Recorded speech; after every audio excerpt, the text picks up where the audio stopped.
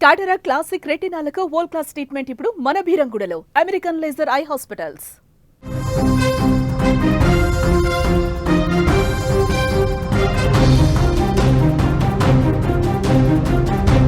భద్రాచలం వద్ద గోదావరి ఉగ్ర రూపం చూపిస్తోంది. 48.7 అడుగుల వద్ద నీటి మట్టం ఉంది. రెండవ ప్రమాద హెచ్చరిక ప్రస్తుతం కొనసాగుతోంది. భద్రాచలం నుంచి దుమ్ముగూడెం, చర్ల మండలాలకు రాకపోకలు నిలిచిపోయాయి. సీతమ్మవాగు పొంగి పొర్లుతోంది. భద్రాచలం వద్ద గోదావరి ఉగ్ర రూపానికి సంబంధించిన దృశ్యాలు మీరు చూస్తున్నారు. 48.7 అడుగుల వద్ద నీటి మట్టం చేరుకుంది. రెండవ ప్రమాద హెచ్చరికను అధికారులు జారీ చేసినటువంటి పరిస్థితి ఉంది. భద్రాచలం నుంచి దుమ్ముగూడెం, చర్ల మండలాలకు రాకపోకలు నిలిచిపోయాయి. ఆంధ్రాలో కోనవరం, విఆర్పురం, చింతూరు మండలాలకు కూడా రాకపోకలకు అవకాశం లేదు.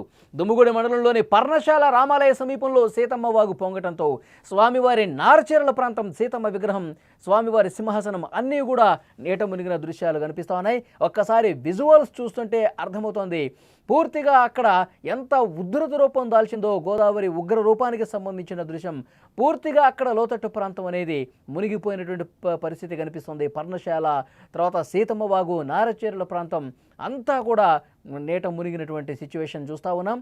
ప్రమాదకర స్థాయి పరిస్థితుల్లో అక్కడ గోదావరి ఉగ్ర రూపం కనిపిస్తోంది. విజువల్స్లో మీరు చాలా స్పష్టంగా చూడొచ్చు.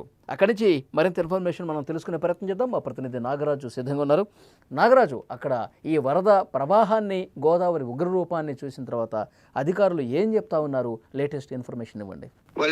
ఈ రోజున తెల్లవారుజామున 4:05 సమయంలో 48 అడుగులు చేరుకొని రెండో ప్రమాద హెచ్చరికని అధికారులు జారీ చేయడం జరిగింది. ఇప్పుడు 50 అడుగుల వరకు కూడా భద్రాచలం వద్ద గోదావరి ప్రవహిస్తుంది. అయితే ఇప్పుడు మీరు అన్నట్టుగానే దుమ్మగూడెం మండలం పూర్తిగా కూడా రాకపోకలు బంద్ అయినాయి. అంటే దుమ్మగూడెం, చర్ల, అట్లాగే పర్ణశాల వెళ్ళే ప్రదేశాలు కూడా పూర్తిగా కూడా అక్కడ రాకపోకలు బంద్ అయినట్టుగా మనకి తెలుస్తుంది.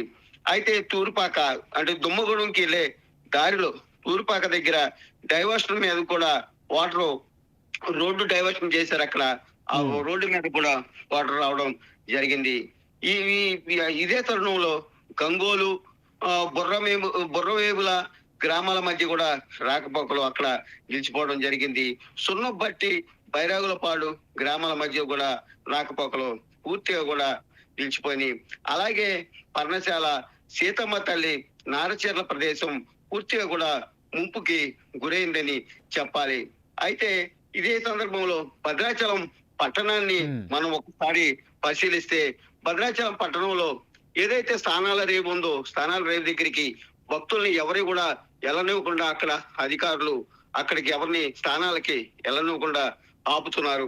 అట్లాగే భద్రాచలం పట్టణంలో ఏదైతే పడమర మెట్లు, రామయ్య పడమర మెట్ల దగ్గర ఉన్నటువంటి ఒక స్లూయిజు, అలాగే అయ్యప్ప కాలనీ దగ్గర ఉన్నటువంటి ఒక స్లూయిజు లీకేజ్ వల్ల భద్రాచలం పట్టణంలోకి ఈ లీకేజ్ వాటర్ రావడం జరిగింది. దీంతో అక్కడ ఏదైతే జంబో మోటార్లు అధికారులు అక్కడ పెట్టి మళ్ళీ గోదావరిలోకి వాటర్ ని లిఫ్ట్ చేయడం జరుగుతుంది. అయితే అక్కడ మీరు ఇంతకుముందు చెప్పారు కొన్ని గ్రామాలకు రాకపోకలు నిలిచిపోయినాయి, అక్కడ ఉధృతంగా గోదావరి ప్రవహిస్తున్న నేపథ్యంలో అన్నారు. ఆ గ్రామం లోపలికి ఏమన్నా వాటర్ వెళ్ళి గ్రామాలు ఏమన్నా ముంపుకు గురయ్యే పరిస్థితి ఏమన్నా ఉందా? దీనికి సంబంధించి ఏం చెప్తా ఉన్నారు? అయితే పూర్తిగా కూడా గంగోలు, బుర్రమేగుల, అలాగే సున్నబట్టి, బైరాగులపాడు గ్రామాలు మాత్రం పూర్తిగా కూడా మునిగిపోయి అని చెప్పని తెలుస్తుంది. ఆ బైరాగులపాడు కానీ సున్నబట్టికి కానీ వెళ్ళాలంటే అక్కడ రోడ్డు మార్గం కూడా పూర్తిగా లేదు. ఏదైనా పడవ సహాయంతో లోపల గ్రామాలకి ఏదైనా వాళ్ళకి తినుబండారాలు కానీ లేక వాళ్ళకి అక్కడ కావాల్సిన వస్తువులు అందించాలంటే పడవలు వేసుకొని వెళ్లాల్సిన పరిస్థితి ఓలి. అలాగే చూసుకుంటే మనం కోనవరం, చింతూరు, అలాగే ఇట్లా విఆర్పురం ఈ రూట్ కూడా పూర్తిగా కూడా బ్లాక్ అయింది. ఇటు కూడా రాకపోకలు, ఇక్కడ కూడా రాకపోకలు లేవు వలి. అలాగే కోనవరం నుంచి ఏదైతే మురుమూరు గ్రామం రోడ్డు మీదకి వాటర్ రావడం జరిగింది.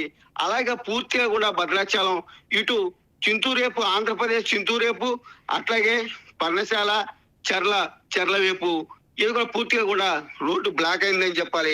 అలాగే తాలిపేరు సంబంధించి వాటర్ కొద్దిగా తక్కువగానే ఉంది. తాలిపేరులో దాదాపు 3 గేట్లు ఒక అడుగు హైటుగా లేపడం జరిగింది. 3,900 క్యూసెక్ల వాటర్ ని దిగుకి విడుదల చేయడం జరిగింది వలి.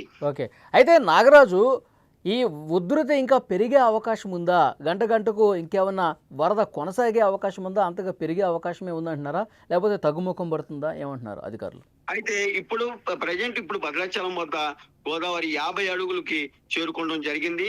అయితే ఇంకా పెరిగే అవకాశం ఉందంటున్నారు.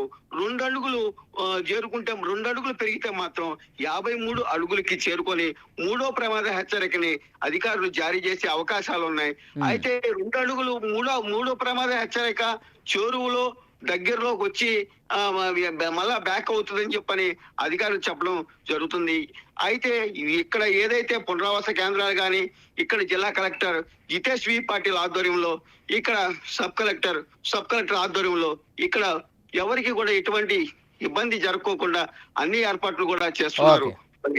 ఓకే నాగరాజు, అది అక్కడ గోదావరి ఉగ్ర రూపం సంబంధించినటువంటి దృశ్యాలు మీకు స్క్రీన్ మీద కనిపిస్తున్నాయి. అయితే అక్కడ కొత్తగూడెం పరిసర ప్రాంతాల్లో అక్కడ గ్రామాల్లో రాకపోకలు అనేవి చాలా వరకు నిలిచిపోయినాయి. ఎందుకంటే గోదావరి మహగ్ర రూపాన్ని దృష్టిలో పెట్టుకొని వాటర్ ఇంకా ఎగువ నుంచి ఆ ఫ్లోటింగ్ అనేది కొనసాగుతున్న నేపథ్యంలో ఇప్పటికే అక్కడ స్నానాల రేవు కావచ్చు, తర్వాత సీతమ్మ వాగు ఉప్పొంగి ప్రవహించడం కావచ్చు, నారచీరల ప్రాంతం కావచ్చు, ఇవన్నీ కూడా దాదాపు శ్రీరాముడి సింహాసనం కావచ్చు అన్నీ మునిగిపోయిన పరిస్థితి కనిపిస్తోంది. సో డెఫినెట్గా చాలా జాగ్రత్తగా ఉండాలని చెప్పి అధికారులు కొన్ని సూచనలు కూడా చేస్తున్నారు. ఇంకా వరద పెరిగే అవకాశం కనిపిస్తోంది.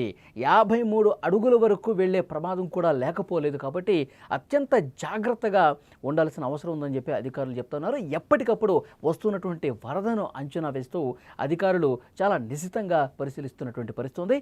మీరు స్క్రీన్ మీద కూడా చూడొచ్చు, గోదావరి మహోగ్ర రూపానికి సంబంధించిన దృశ్యం చూస్తా ఉన్నారు.